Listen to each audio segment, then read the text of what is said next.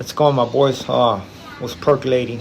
The boys coming through with the video. It's an old story from back in the day, back when I was running the streets, you know, the streets of the Central Valley. Back then, for those who don't know, I was part of the biggest town gang. I was basically the first generation, and we had a lot of heat, man. We had a lot of heat from all the different neighborhoods that were established, and plus the norteños right there.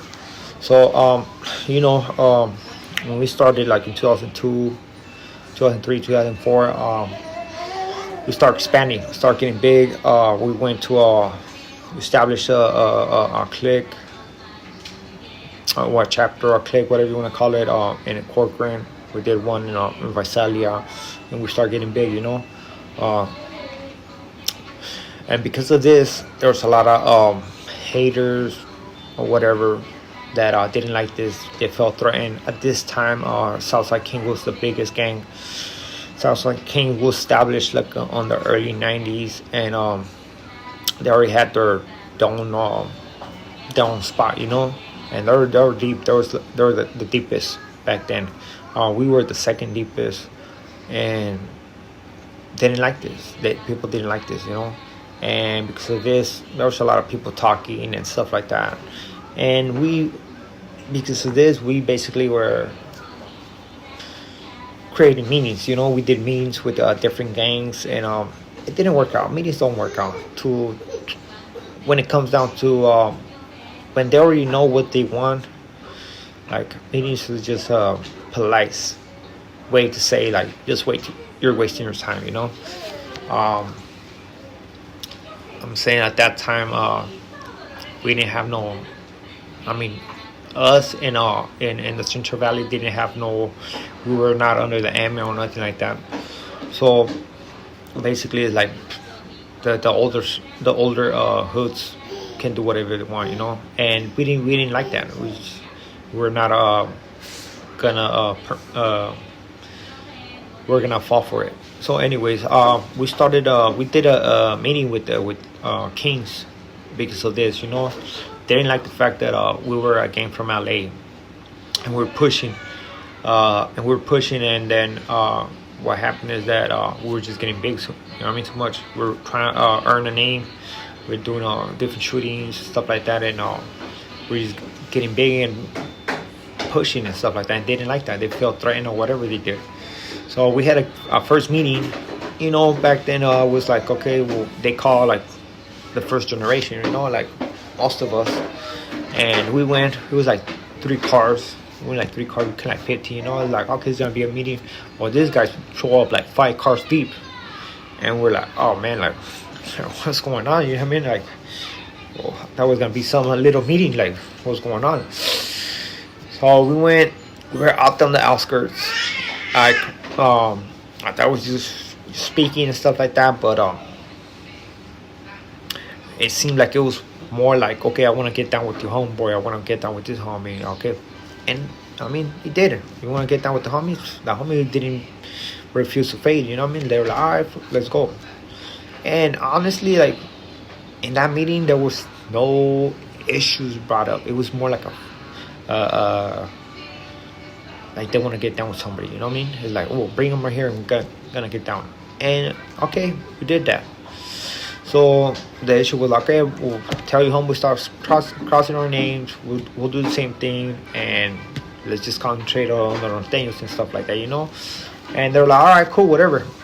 So it comes a couple months later, same thing happens. Hey man, these guys are doing this, crossing the names, crossing the neighborhoods. The little homies are doing this, doing the same thing, Little homies, I'm talking about like homies that are in high school and stuff like that. Like probably like 15 years old and stuff like that. So like, all right. So again, they want a meeting. So this time we're like, okay, dude. It was only a handful of us that basically was like, all right, this time we're gonna go strap, and if they get out of line, we're gonna start smoking these people, straight up. That was the agenda. We're gonna smoke this individual if this thing didn't go nowhere, and if it got out of hand, you know what I mean? So a couple homies already had straps. They're basically they had the orders. So if this happens, we're gonna start blasting. Pay attention to see who's playing with your hands, who's has a strap or what, and start with that individual, you know. So we went to this second meeting, right? And again, this was in there's a park over there by Lovers Lane in Visalia. And this time we went like 5 cars deep. We're probably like 5 cars deep, you're right? And those guys came through too, like 5 cars deep too. So like, all right, they're deep. And I remember we right there just chilling, you know, like, okay, what's up, man? All right. And I see one of them get a phone call and say, hey man, you got your numbers good? You need more people or not? And he was like, nah, I don't need more people, we're good and stuff like that. And I was like, people are deep, you know what I mean? So, all right, they're deep. So, and once we got there, we told the homies, okay, the ones with the traps, okay, dude, don't stay together. Spread and pay attention to those hands. See who has anything, you know, just pay attention. And then one of the homeboys was like, act like he was on the phone. He got behind them, and he just was talking on his own planet. You know what I mean? He was just playing the part, just in case. So he was strapped. He was over there on the back, playing the part like he was on the phone. As we have this conversation with these individuals, and basically one of their older members was basically speaking on their behalf, and one of my homeboys was speaking on the behalf of the hood. And they were talking about this, oh, boy, from the hood from LA, you over here representing LA and stuff like that, and whatever, you know. And we're like, look, dude, we are connected. We are from here, you know, from the Central Valley. We represent the Central Valley. We are connected to a LA gang, and that's our connection, you know what I mean? If we need assistance, the homie's gonna come over here. If they need assistance, we're gonna go over there straight up. And because we were connected, you know what I mean? They used to come up, the homies from LA, and kick it over here and stuff like that. And then the homies from the Central Valley used to go to LA and kick it over there. That's how local parties used to do it as well, you know? And I guess they didn't like that, you know what I mean? And they thought because we were young at that time, we were probably like 18, 19, 17, and stuff like that, they thought that they could push us. And we're not having it. So, it's like, all right. So basically, we like, you're not gonna tell us what to do, dude. Like, this is what it is. I mean, what's to you, man? What's to you exactly? So that was it. So then he was like, okay, well, the homie right here got issue with the homeboy Sniper, or those snipers. Is the rapper Local Sniper, for those who may know him or not. Check out his music. He's got good music, man. And it's all right. So Sniper is a little dude, man, skinny. He's probably like 5'6", maybe 5'6". How tall he is. I'm talking about this other guy was yoked, that he was doing weights. I mean, like, they were feeding this guy corn and stuff like that. I mean, he was big. He was like big, chubby guy, like on soil, you know. And I was like, damn, the homie about to get knocked out right now. I was like, hey man, I don't know what happened, but the homie's gonna get his face, you know. It is what it is. Like, just a thing, nobody's gonna jump on straight up. So all right. So they start going at it, dude. I start chunking them, bum bum bum.